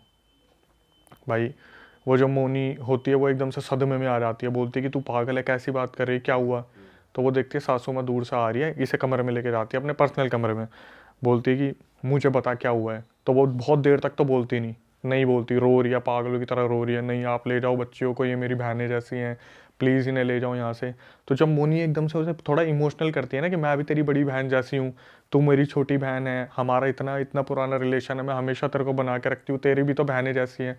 तो वो पता क्या बोलती है कि जब आप अभी काम से बाहर गए थे ना, तो मैं आपके यहाँ पे पोछा लगा रही थी, तो mummy ji, sister in law और आपके हस्बैंड बैठ के बात कर रहे थे कि हमने कैसे ना कैसे 7 बच्चों को तो मार दिया, अब एक काम करते हैं, जो सैरोगेसी से जो बच्ची हुई है ना उसे हम रख लेंगे, क्योंकि वो तो मतलब लड़के की औलाद है। जो 8वीं बच्ची हुई है ना उसे भी हम मार देते हैं। अरे तेरी 7 बच्चों के जो मिसकैरेज हुए थे वो इन्होंने करवाए थे। जो सिस्टर इन लॉ थी ना वो शुरू से ब्लैक मैजिक करती आ रही थी। वो जो यूज्ड सामान दिया जाता था, परफ्यूम दे दिए, कपड़े दे दिए, ऑयल दे दिया, उन सब में ब्लैक मैजिक की चीज़ें लगाई जाती थी। और ये क्यों कर रहे थे? सबसे पहले तो जब मोनी ने ये सुना ना, वो उन दोनों बच्चियों को उठा के वहाँ से रातों रात भाग गई। दिल्ली के किसी होटल में वो रुकी 2-3 दिन। उसने अपने मम्मी तो उसकी भी एक्सपायर हो गई थी मोनी की, पापा को फ़ोन करा जम्मू में कि मेरे को अभी मेड ने ये सब कुछ बताया है। उन्होंने अभी उस लड़के पे केस कर रखा है इसी चीज़ का कि प्रॉपर्टी में से कुछ मिले। बट जो हुआ था कि 7 लड़कियों की या बच्चों की बलि दी गई, वो क्या था, उन्होंने अपने पास एक जिन पाल रखा था। अच्छा वो 7 बच्चों की बलि दी उस जिन को। तो मोनी ने मेरे को कॉल रिकॉर्डिंग पे बताया, अक्षय मैंने कभी ये नहीं सोचा था कि पंकज की इतनी सैलरी नहीं है, इनके पास भाई इतना। नाम मत रिवील करो। पंकज गलत नाम है। अच्छा गलत नाम है। हाँ, कि पंकज की इतनी सैलरी नहीं है, पंकज इनके पास पैसा इतना कहाँ से आ रहा है। और सिस्टर इन लॉ का सबसे बड़ा रोल था कि उसके हस्बैंड कुछ भी नहीं करते थे। जब शादी हुई थी ना उनकी, जो सिस्टर इन लॉ की शादी हुई थी उससे 3 साल पहले तक उनके पास सेंट्रो थी। आज उनके पास ऑडी मर्सिडीज है बिना कुछ करे। लड़की ने बताया भाई जिस मिट्टी पे हाथ रख देते थे ना वो सोना बन जाता था। जहां हाथ रख दिया वही सोना बन गया। 7 से 8 बच्चों की बलि दी गई थी। बताओ हस्बैंड भी मिला हुआ है। यही तो सबसे बड़ा है, जब उसने बताया कि मदर इन लॉ है, जो लड़का है, और सिस्टर इन लॉ जब कोर्ट में मिले ना ये आपस में, तो जैसे मोनी थी वो उससे बात कर रही है कि ठीक है अब आगे जो देखते हैं क्या होगा क्या नहीं होगा। उसकी मम्मी आके पता है क्या बोलती मदर इन लॉ कि सुन तू तो बच गई, इसके लिए कोई और ही ढूंढ दे। किसके लिए? मतलब बेटे के लिए कि कोई और, मतलब यही फिर यही पूरा प्रोसेस हम करें कि तू तो बच गई, इसके लिए पंकज के लिए कोई और ढूंढ दे। भाई ये कर क्या रहे हैं, हो क्या रहा है, मतलब क्यों कर क्या रहे हैं कि अमीर होते जाएंगे? बस दूसरों का ट्रेजर खा लो, मतलब जिन से काम करवा रहे हैं, पैसा बन रहा है और उस जिन को बदले में वो दे रहे हैं, बच्चे की मौत बलि जा रही है। ये क्या दुनिया हो गई है यार। जब इसने पता करा ना, फीमेल ने, इसके कोई कलीग था ऑफिस में जहाँ नाइट शिफ्ट करती थी, उसकी कोई बुआ में आती थी देवी बेबी, तो इसने पता करा कि 7 बच्चों का हुआ क्या। तो बताया कि तेरे पीछे ना कम से कम 6-7 जिन छोड़ रखे हैं, जो एक तेरी खूबसूरती कम कर रहा है, एक तेरे को मोटापा दे रहा है, एक तेरा सारा पैसा खत्म कर रहा है, एक बच्चों की बलि ले रहा है, एक जो तेरे को दिखता है सतर्क करने की कोशिश करता है, एक जो है तेरे को पूरे मारने की तैयारी में। पूरा सब कुछ गिनवा दिया।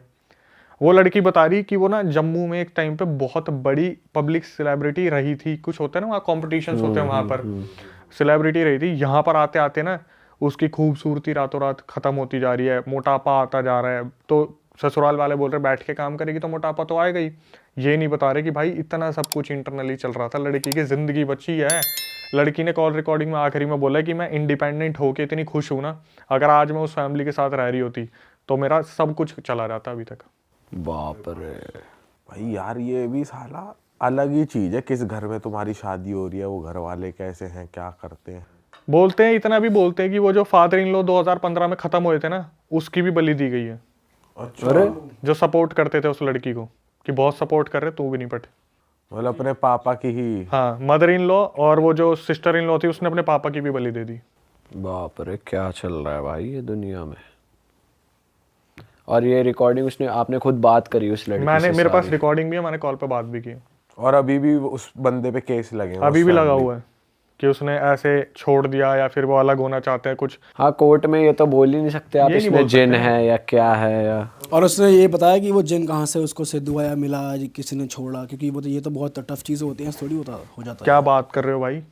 आप एक बात बताओ, आपके यहाँ पे कितने लोग आके नहीं बोलते कि भाई उसने टॉयलेट कर दिया था और उसके पीछे पीछे चीजें आ गई थी। नहीं, अरे एक तो हो गया एक चीज तो हो गया आ गई। पोजेस होना, एक होता है कि तुम जिनसे काम करवा रहे हो, डील करना। डील करना, तो मतलब जिनको एक अपने तरीके से हो गया ना कि कैद कर रखा है जिनको और अपना जिनको काम सिद्ध कर करवा रखा है, तो ये तो कोई बड़ा तांत्रिक करता है ना। हाँ, मैं बताता हूँ। वो जो थे ना तांत्रिक, वो जब उस देवी से पता करवाया था, जो राजौरी में देवी थी जिनके अंदर आता था, जिन्होंने बताया कि ऐसे ऐसे जिन छोड़ रखे, तो उन्होंने बताया था ये जिस तांत्रिक से करवा रहे हैं सब कुछ, उसने कोई सिद्धि ले रखी है और वो सिद्धि इतनी नेगेटिव है कि वो इशारों से जिन और प्रेतों को अपने पास कैद कर लेता है और इशारों से छोड़ देता है। अच्छा, अरे भाई साहब, कमाल है यार, दुनिया में तो बहुत तगड़ी चीजें हो रही हैं। और कुछ लोग हैं जो मानते ही नहीं, अरे क्या है, कुछ भी नहीं होता। आप अगर उसकी रिकॉर्डिंग चलाओगे उसमें सबसे पहले पता बीच में आके लाइन क्या है कि अक्षय जिस चीज़ से मैं आई हूँ ना, मतलब जहाँ परवरिश मेरी हुई है या फिर मैं कंपनी में काम करती हूँ, जिस प्रोफाइल पे मैं थी वो बहुत एमएनसी में मैनेजर है वो। उन्होंने बोला कि मैं इन चीज़ों को कभी मानती नहीं थी, कभी मैंने सोचा नहीं था चीज़ें इस तरीके से भी काम करती हैं। लेकिन आप खुद सोचो यार, एक मिसकैरेज, 2, 3, 4, 5, 6, 7, एक फीमेल की बॉडी बच्चे के कंसीव करने के लिए बनी है, डिलीवर करने के लिए बनी है, तो कोई तो चीज़ होगी जो रोक रही है। लेकिन जब डॉक्टर के पास जा रहे हैं तो कुछ भी नहीं निकल रहा। सही बात है भाई एक बांग्लादेश की भी स्टोरी आप बता रहे थे, है बताओ भाई क्या सीन है। ये तो बांग्लादेश से मेरे पास एक स्टोरी आई थी। लड़का बेचारा बता रहा था कि उसके पड़ोस में एक लड़का रहता था, उसके साथ ये सब सीन हुआ था।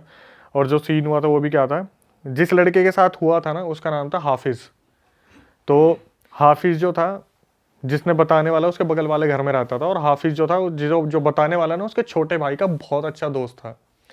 तो इनके यहाँ पे क्या होता है ना, रात को जिस लड़के के अंदर मतलब हुआ था हाफिज़ को उसकी मम्मी ने बोला बेटा जा कूड़ा फेंक के आ जा तू। तो ये निकला बाहर और इसने देखा कूड़ेदान तो पूरा पूरा फुल पड़ा हुआ है। शायद बांग्लादेश में होता होगा ऐसा कि बहुत ज़्यादा कूड़ा एक साइड जमा कर दिया। तो इसने क्या करा, देखा कूड़ा अगर ये फेंकेगा तो सारा गिर जाएगा कूड़ा। तो इसने क्या करा, थोड़ा सा आगे चला, देखा एक पेड़ है, वहाँ पर कुछ दिए भी जल रहे थे। इसने इधर उधर देखा, कोई भी नहीं, कूड़ा फेंक दिया उस पेड़ पे। जैसे इसने कूड़े पे एकदम से जैसे इसने पेड़ पे कूड़ा फेंका ना एकदम से, तो इसने आंख ब्लिंक की, इसने देखा इसके साइड में जो लड़का है जो इसका बहुत अच्छा दोस्त है, इसने जैसे ब्लिंक करके देखा, इसने देखा उसकी गर्दन कटी पड़ी है। ओ एकदम से इसे ये विजिबल हुआ। दूसरी ब्लिंक करा ना, वहाँ पे कुछ भी नहीं था। ये देखता है एकदम से यूं करके कि शायद मेरे को कुछ हुआ है, ठीक है। ये क्या करता है, अपने घर वापस आने की तरफ चल देता है। तो इसका जो दोस्त था ना, वो इसे रास्ते में मिलता है, पूछता है कि क्या हुआ तेरे साथ, क्या नहीं हुआ। बोलता है यार मेरे को अजीब सा लग रहा है बहुत ज़्यादा, और किसी को नहीं बताता क्या हुआ है। भाई ये वापस घर पे आ जाते हैं। उस दिन वो लड़का जैसे ही घर पे आता है ना, उसकी शादी भी हो रखी है, उसका एक बच्चा भी था, हाफिज़ की शादी हो रखी है और एक बच्चा था। वापस आने के बाद वो क्या करता है, बोलता है अपनी बीवी को कि मुझे पानी पीना है। तो उसकी बीवी बोलती है कि तुम कुछ खा लो ना, पहले खा तो लो, पानी बाद में पी लेना, खाना नहीं है क्या, सुबह से कुछ खाया नहीं है।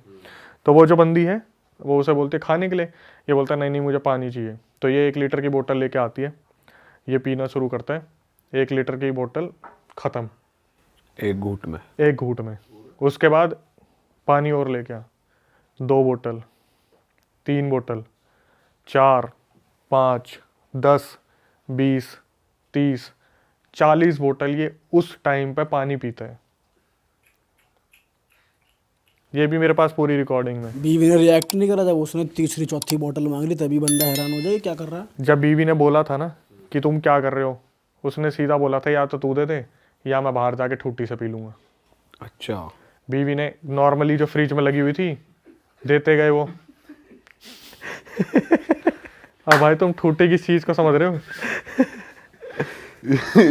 ये इस एक्टिविटी पे या हंस रहा तो है। तू दे दे या या टूटी से पी लूं। सोच पूरे शहर का पानी पी जाता अगला।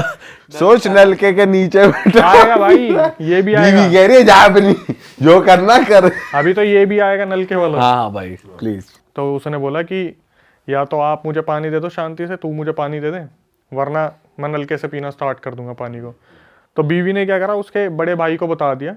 तो उसका बड़ा भाई कहीं बाहर रहता था। 2 दिन बाद उसका बड़ा भाई आया। तब तक ये डेली इंसिडेंट चल रहा है कि वो बंदा 40 से 50 बोतल पानी पी रहा है। अच्छा, अगले दिन भी उसने 40 से 50 बोतल पी है, उससे अगले दिन भी 40 से 50 बोतल पी है। उसका बड़ा भाई आता है घर में और हाफिज से पूछता है कि तू पागल वागल हो गया, तेरे को कोई होश नहीं है, तेरा बच्चा है, बीवी है, तू ये हरकतें कर रहा है। अपने बड़े भाई को खींच के मारता चाटा, अरे तेरी। चाटा मारता है उसे। उसका भाई ना उस टाइम पे उससे कुछ नहीं बोलता क्योंकि वो समझ जाता है कि इसके अंदर हाफिज नहीं है, कुछ और है।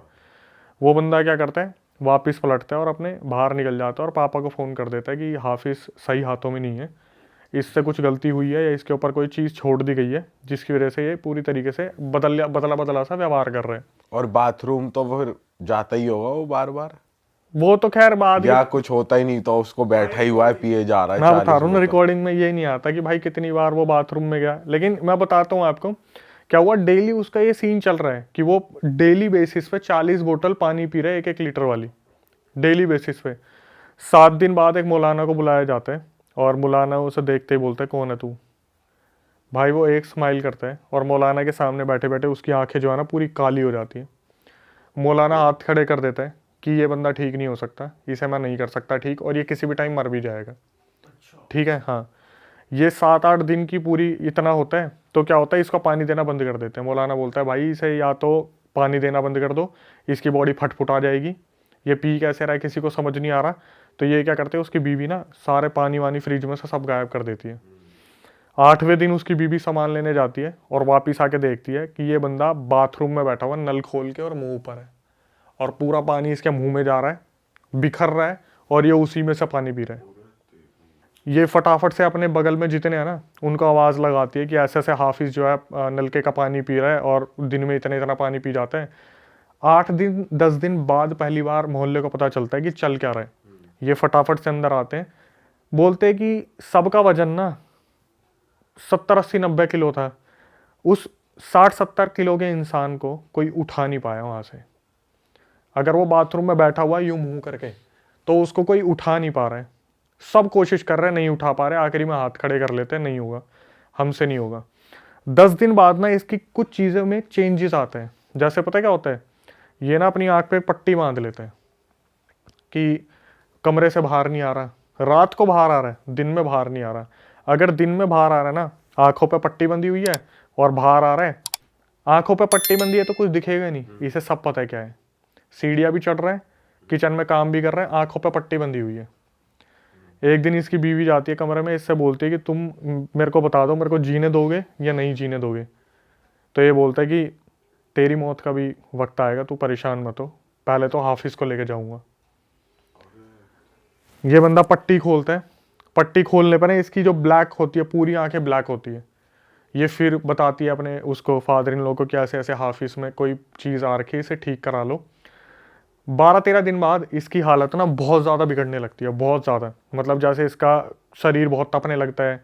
तो ये मान लेते हैं कि इसकी शायद आखिरी सांसें बची थी। एग्जैक्ट 12-13 दिन बाद ये प्लान करते हैं कि ऐसा ये कोई मेडिकल ट्रीटमेंट भी दिया जा सकता है, इसे काम करते हैं हॉस्पिटल लेके चलते हैं। तो एक डॉक्टर को बुलाते हैं, उसके 2 इंजेक्शन लगवाते, 2-3 इंजेक्शन बेहोशी के। हालांकि जो इंसान है वो एक में भी मरचित हो जाता बुरी तरीके से। इसको 3 इंजेक्शन दिए जाते हैं। 3 इंजेक्शन देने के बाद इसे हॉस्पिटल में ले जाने की कोशिश करते हैं ना जब वो, तो रास्ते में बिलकना शुरू हो जाता 3 इंजेक्शन के बाद भी, कि एकदम से कुछ हो रहा है इसको, अंदर बॉडी में चहल-चलाहट सी हो रही है कि मुझे उठना है, पर बॉडी कंट्रोल नहीं करी क्योंकि इंजेक्शन लगे हुए हैं। हॉस्पिटल में लेके जाते हैं, डॉक्टर देखते क्या हुआ इसे।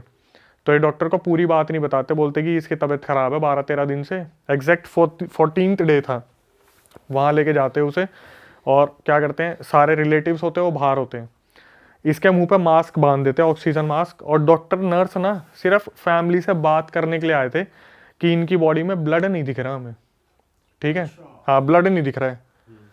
तो इतने में बाहर आके देखते हैं ना, और वापिस आके देखते हैं तो वो जो ऑक्सीजन मास्क था वो हटा हुआ था और हाफिज़ मर चुका था।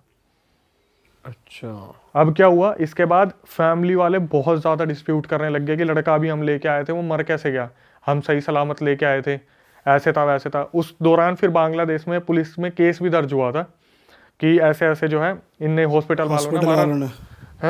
वालों ने कुछ कर दिया, मतलब हाँ हॉस्पिटल वालों ने हमारे लड़के को जान से मार दिया, ढंग से ट्रीटमेंट नहीं दिया।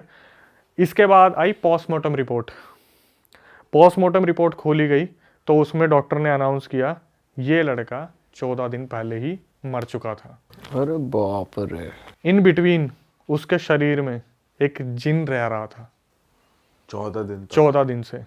इसमें एक एक्टिविटी और हुई थी जो थोड़ी सी मैं मिस कर गया।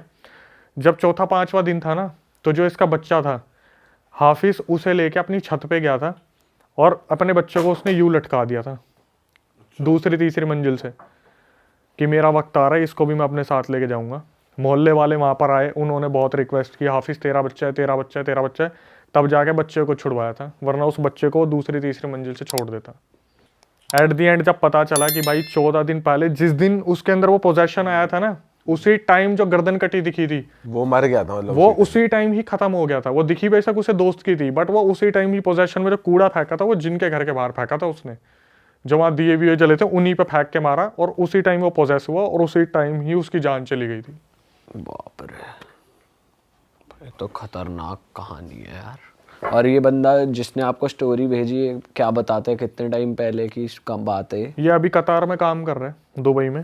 तो इससे मैंने बोला भी था भाई कुछ आसपास का मुझे भेज दो, तो उन्होंने बोला भाई ये चीज़ ऐसी है नहीं कि मैं उनके पापा से कुछ पूछूं, उनकी बीवी से कुछ पूछूं। ये कहानी आज से मेरे ख्याल से 2 या 3 साल पहले की है, अच्छा, ज्यादा पुरानी भी नहीं है। ज़्यादा पुरानी नहीं है। भाई 14 दिन तक बता यार, बंदा डेड है लेकिन बॉडी अलाइव है। पानी पीने का ये तो पहली बार सुना है। पानी पिया 40 बोतल, वरना चिकन विकन खाने का तो सुना था। वो भी एक दिन में 40 बोतल, एक दिन में।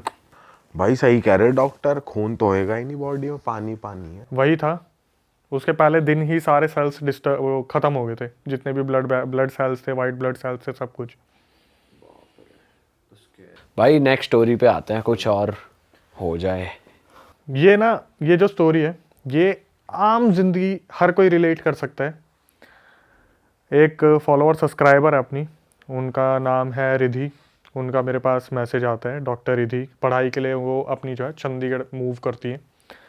और वहाँ पे जाने के बाद ना, जो पहले तो उनका व्यवहार बताता हूँ मैं। जो रिधि थी वो बहुत ही ज़्यादा लेमैन होती है ना, कि बहुत ज़्यादा नीची फैमिली से बिलोंग करती है, बट इंट्रोवर्ट किस्म की, कि उन्हें ज़्यादा किसी से बात करना पसंद नहीं होता। आपने डॉक्टर्स का नेचर भी देखा होगा कि वो ज़्यादातर बात नहीं करते, नॉर्मली दवाई ली चलो जाओ। रिधि जो थी अपनी डॉक्टरी की पढ़ाई करने के लिए, ट्रेनिंग करने के लिए चंडीगढ़ मूव करती है।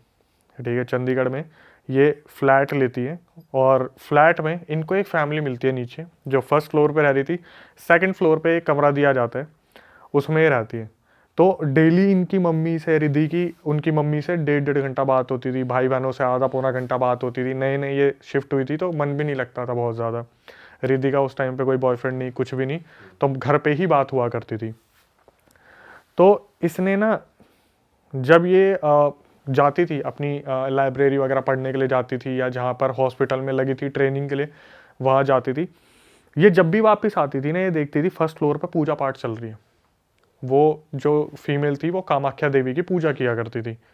ठीक है, तो क्या हुआ, जब भी ये जाया करती थी तो बोल देती थी वो आंटी जो थी नीचे फ्लोर वाली, रिधि रिधि जल्दी इधर आ, एक काम करे प्रसाद खा ले। तो रिधि की मम्मी ने उसे बोला हुआ था कभी भी ना, अगर प्रसाद भी है तो उसे आप रख देना, उसे खाना मत। होता है कईयों के घर में होती है रोक टोक कि कोई चीज़ दे तो मत खाना, ज़्यादा देर रुकना मत, अपने पढ़ाई पे ध्यान देना। रिद्धि ने बताया कि उसने उस प्रसाद को जाकर ऊपर वाले फ्लोर पर रख दिया। ठीक है, अब अपनी स्टडी कंटिन्यू कर रही है, कुछ हो रहा है। तो एक दिन क्या हुआ, उस घर में उन आंटी जो थी ना फर्स्ट फ्लोर की, उनका एक छोटा बेटा भी था। वो मोबाइल में लगा रहता था पूरा दिन। तो ये 3-4 साल पहले की बात है। उस टाइम पे एक प्लेटफॉर्म है बहुत फेमस हुआ था, जो अब बैन हो चुका है। ठीक है, शॉर्ट वीडियो प्लेटफॉर्म। हाँ, ठीक है। तो वो पूरे दिन उस पर लगा रहता था। तो रिद्धि ने बताया कि वो एक दिन नीचे आई तो पूजा पाठ चल रही थी। तो आंटी ने क्या करा, रिद्धि जल्दी आ फटाफट, तू भी पूजा पाठ में लग जा। तो रिद्धि पूजा पाठ को तो नहीं मना कर सकती ना, खाने को तो मना कर सकती है।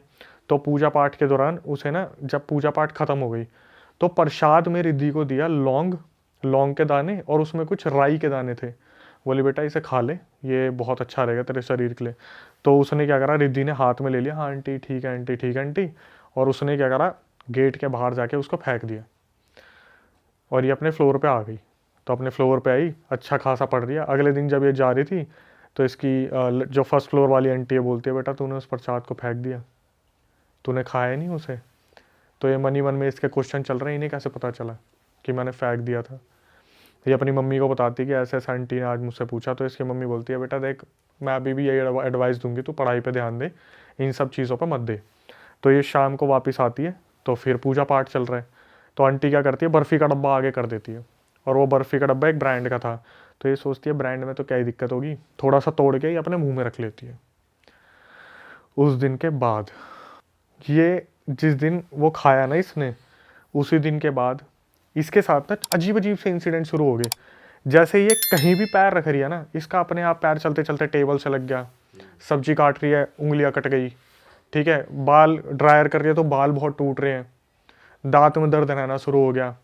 बाल बहुत ज़्यादा, मतलब कुछ ना कुछ हो रहा है, कि उसको एलर्जी हो रही है हाथों में, बालों के आसपास, ये अपनी मम्मी को बताती है। तो इसकी मम्मी बोलती है कि मैंने तेरे को मना करा था ना, तू मत खाइयो। फर्स्ट टाइम ऐसा हुआ था पूरे इसकी एंटायर लाइफ में जब इसने अपनी मम्मी को ना रख रख के सुनाई थी कि तुम्हें मेरी कुछ नहीं पड़ी हुई, तुम्हें कुछ नहीं है, तुमने मुझे घर से निकाल दिया, तुम्हें मुझे बस उस घर से चंडीगढ़ भेजना था ताकि तुम लोग मोच मार लो पीछे से। इसके कभी एटिकेट्स ऐसे थे ही नहीं इस लड़की के, कभी नहीं थे। और ये क्या कर रही है ना उस फैमिली के लिए, उस फैमिली के लिए इन द सेंस जैसे उस लड़के का फ़ोन टूट गया, ये अपनी जेब से 30,000 रुपये का फ़ोन मार्केट से ख़रीद के लेके आई कि ले बेटा ये इसमें देख तू। और अपने भाई बहनों को गालियाँ दे रही है कि तुम मत पढ़ना, तुमसे पढ़ाई नहीं होगी, तुम कुछ नहीं करोगे, निठल्ले हो तुम, निठल्ले, इस परिवार में मैं ही डॉक्टरी करके डॉक्टर बनूंगी, और माँ बाप ने तो मुझे वैसे ही भेज दिया। मम्मी फ़ोन कर रही है। इसने अगले 8-10 दिन के लिए सबको कनेक्शन अपने घर में ख़त्म कर दिया, और ये नीचे वालों के पूरे इन्फ्लुएंस में। मतलब वो बोल रही है ना कि हमारे ऐसे ऐसे एलईडी ख़राब हो गया, तो क्या हो गया आंटी, मैं लेके आऊँगी ना, आप भी तो मेरी मम्मी जैसे हो।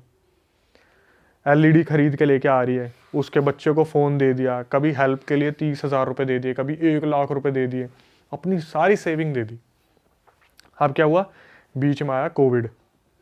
कोविड के टाइम पे जो ये इंटर्नशिप कर रहे थे, इन लोगों को एक होटल असाइन कर दिया था कि आप लोग फैमिली के साथ नहीं रहोगे क्योंकि आपको पक्का कोरोना इफेक्ट करेगा और फैमिली तक आ सकता है। जब ये बंदी उस होटल में मूव हुई ना रहने के लिए, तो धीरे धीरे 8-10 दिन में चीज़ें इसको समझ में आने लगी कि मैं ये कर क्या रही हूँ यार, मैंने अपनी फैमिली में सबसे इतना ज़्यादा कट ऑफ कर दिया। और इसने जब बैंक बैलेंस देखा कि ये 3-4 लाख रुपए लेके आई थी, मात्र 30,000 रुपये रह गए। अगर वो नीचे वाली अपने घर में भंडारा करवा रही है तो इसने 50,000 रुपये दे दिए, इसने 60,000 रुपये दे दिए, कोई कथा करा रही है तो 10,000 रुपये दे दिए। इसको रियलाइज़ होता है कि मैं अभी तक कर क्या रही थी। ये रोती रोती अपनी मम्मी को फ़ोन करती है कि मम्मी मैंने आपको बहुत गलत बोला है। उसकी मम्मी बोलती है कोई नहीं, तू एक काम कर, थोड़े दिनों के लिए घर आ जाए। इसका ये बताती है कोविड चल रहा है, कोविड में घर तो मैं आ ही नहीं सकती, मैं इस फील्ड में हूँ। भाई इसको इसकी मम्मी ने बोला तू एक काम कर, तेरे कोई नोन में है ना सिद्ध, तो तू उनसे बात कर। इसने मेरी वीडियो देख ली, ठीक है, कि मैं बता रहा हूँ भूत प्रेत के बारे में ऐसे ऐसे, और पॉडकास्ट देख लिया अपने बाबा के बारे में। तो मेरे पास कॉल आया। अब यहाँ से ना एक झटका, मेरे पास जब कॉल आया ना इसका, तो ये बोली हेलो अक्षय, पीछे से एक ब्लर आवाज़ आ रही है, हेलो अक्षय, एको हो रहा है। एको हो रहा है। अच्छा, मैंने इसे बोला ये कितने टाइम पहले की बात है? ये अभी 3-4 दिन पहले की बात है। बट कोविड तो कब चल रहा था? उसके बाद ये सब जब होता आ रहा है, अभी भी हो रहा है उसके साथ? अभी भी हो रहा है। तो वो अभी भी अपने मकान मालिक के खर्चे कर रही है या उस उससे टाइम side रियलाइज हो गया? उससे साइड हो गई। तो जब इसका भी 3-4 दिन पहले दिन मेरे पास फोन आया था, तब से तो अब तक ये वहां से जा चुकी है, सब कुछ खत्म भी कर दिया। लेकिन इसका मेरे पास अभी कॉल आया जब इसकी मम्मी को इसने बताया ना मेरे साथ ये रेगुलर बेसिस पे हो रहा है, नाखून टूट रहे हैं, कहीं भी पैर लग जाता है, उंगलियां कट रही हैं या कुछ ऐसा हो रहा है। इसने शिफ्ट कर लिया, अब तो इसकी शादी भी हो चुकी है। इसका फोन आया कि अक्षय आप अक्षय बात कर रहे हो, और पीछे से आवाज आ रही है आप अक्षय बात कर रहे हो, डबल आवाज आ रही है। भाई साहब। मैंने इसे बोला कि रिद्धि शायद आपने ना फ़ोन स्पीकर पे रखा हुआ है, तो इसको नॉर्मली आप आ जाओ क्योंकि मेरे को वॉइस एको होती दिख रही है। इसने बोला फ़ोन तो स्पीकर पे नहीं है। तो पीछे से पता क्या भाई, स्पीकर पे नहीं है। भाई मेरे रोंगटे काँप के, उस टाइम में मेट्रो से निकला था, मुझे लगा मेट्रो में कुछ कनेक्शन वायरलेस कुछ प्रॉब्लम हो रही होगी। मैंने बोला रिद्धि आप ठीक हो? तो बोली हाँ। पीछे से आ रही हाँ। भाई जैसे जैसे मैं सुन रहा ना मैं और भी ज़्यादा हो रहा हूँ। तो और जो आवाज थी वो मोटी आवाज थी थोड़ी, या उसी की ही आवाज में ही रिपीट हो रहा था? उसकी आवाज में नहीं थी वो, जैसे अभी मैं बात कर रहा हूँ हेलो, पीछे सारे हेलो, जैसे एक डिस्टर्बिंग सी ब्लरी, मैं भाई निकाल भी नहीं सकता उस आवाज को। जैसे बोलते हैं ना कि जब पैरानॉर्मल इन्वेस्टिगेटर बात करते हैं यहाँ पर कोई है हेलो, ऐसे करके आवाज आ रही है बैकग्राउंड में, और मैं बार बार समझने की कोशिश कर रहा हूँ। मैंने बोला मैं आपको ना काट के कॉल करता हूँ। मैंने फिर उसे काट के करा। मैंने बोला कि अभी आप अकेले हो? बोली हाँ मैं अकेली हूँ। अकेली हूँ भाई, मुझे कंफर्म हो गया इसके आगे पीछे कुछ है। मैंने इसे मुंह पे बोल दिया कि देखो रिएक्ट मत करना, ठीक है। मैं जब भी किसी से बात करता हूँ और मुझे लगता है मैं बोल देता हूँ प्लीज़ रिएक्ट मत करना। मैंने बोला आपके आसपास कोई चीज़ है। इसने पता क्या बोला, मुझे पता है मेरे आसपास कोई है, पीछे सवारी कोई है। अब ये सोचो इसमें मेरे पे क्या बीत रही है इस चीज़ में। और मैं मेरी तो किसी और 2 लोगों से बात हो रही है लेकिन फोन एक को मिला है। उसके पीछे ना एक्चुअली में जब हमने पता करा जब मैंने किसी से बात करी, उसे बताया, तो उसे बताया कि इसके ऊपर कोई प्रेत का साया छोड़ा हुआ है और वो उस प्रसाद के द्वारा ही से दिया गया था। वो प्रसाद पूजा में सम्मिलित नहीं हुआ, वो डब्बा साइड में रखा था, उसके ऊपर कुछ कर दिया और इसे बाहर से जब ये आई तो एज इट इज इसे खिला दिया। लेकिन जब भी मैं उससे बात, मैं इतना डर गया था ना, मैं सच बता रहा हूँ, भरी मेट्रो स्टेशन पे उतर के इतनी भीड़ के बीच में मैंने पता क्या बोला था, मैं आपसे बाद में बात करता हूँ, मैं अभी बात नहीं करूँगा। जब भी मैं इससे बात कर रहा हूँ ना, ये मेरे को बोल रही है कि मेरे साथ ऐसा हुआ, पीछे से ऐसा हुआ, इस तरीके से। लास्ट कब बात हुई आपकी? मेरी अभी मुश्किल से 4-5 दिन पहले बात हुई है उससे, और यही आवाज आ रही थी, यही आवाज़ आ रही थी। मैं जब सुन रहा हूँ ना, मेरे इतने ज़्यादा रोंगटे खड़े हो रहे हैं। और फिर मैंने किसी से बात करी, मैं ऐसे हुआ यार, पता क्या बोले मत करा कर, तेरे इसी चक्कर में ना आसपास चीज़ें घूमती रहती है। मेरे को समझाए मत करा कर तू। मेरे पास एक रिकॉर्डिंग आई अभी, उसमें एक लड़की ने लिखा हुआ है, देखो मैं इन चीज़ों से बाहर निकली, जैसे ही चला ना ओम मंगलम और पीछे वो लड़की वो अपनी एग्जॉर्सिज्म उसका किसी से हुआ होगा, उसकी पूरी की पूरी ऑडियो मेरे को भेज दी। अरे तेरी। भाई पता है, जो जब आप ऐसे एक्चुअली किसी को स्टॉप कर रहे होते हो या हेल्प भी कर रहे होते हो ना, वो तो आप पे चीज़ें, चीजें हाँ। आती हैं कि वो आपको रोकेगी। बिल्कुल। अरे वाह, आपने ये वीडियो यहाँ तक देख ली भाई, तुमने हमारी मेहनत सफल कर दिया। तुम ही लोग हो असली रियल हिट। और अगर आपको बहुत मजा आ रहा है ऐसी क्लिप्स में, ऐसी वीडियोस में, तो फटाफट जाइए प्लेलिस्ट पे बिंज वॉच कीजिए और सारी वीडियोस देख डालो और मौज काटो। That is it. हम मिलेंगे नए पॉडकास्ट में, नए क्लिप में। Till then bye bye, see you, take care, do subscribe.